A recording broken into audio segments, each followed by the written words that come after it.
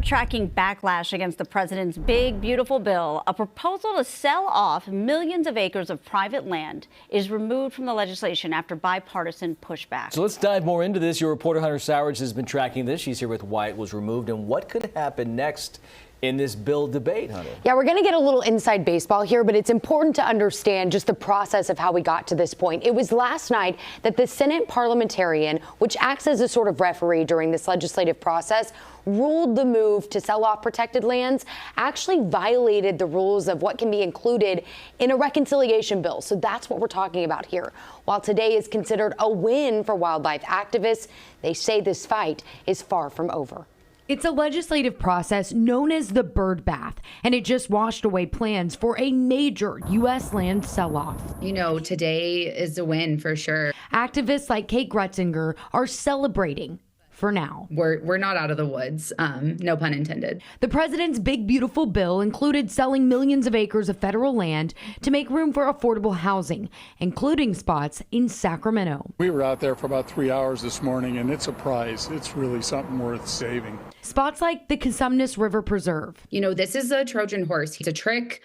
He's trying to pull a fast one on the American public. She's talking about Utah Republican Senator Mike Lee, a big backer of the bill and someone who has pushed to privatize public protected lands. I don't think that Mike Lee is serious about solving the affordable housing crisis. He's not shown any interest in it before. We have other places that there can be housing built, and it doesn't have to be on a pristine, precious preserve. Senator Lee posted to social media saying he now wants to revise the bill's language to remove all Forest Service land and reduce the areas available for sale to BLM lands within 5 miles of population centers. We don't know what population centers means, if there's going to be a cutoff of how large or small those cities will be. Advocates against the big sell are waiting for the final version of the bill. It's not a partisan issue anymore.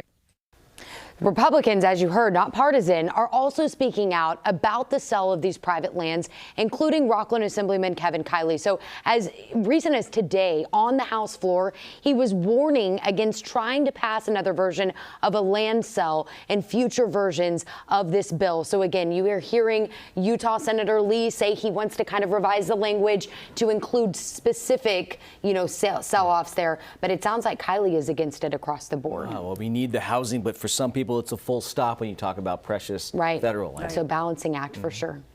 Hunter, thank you.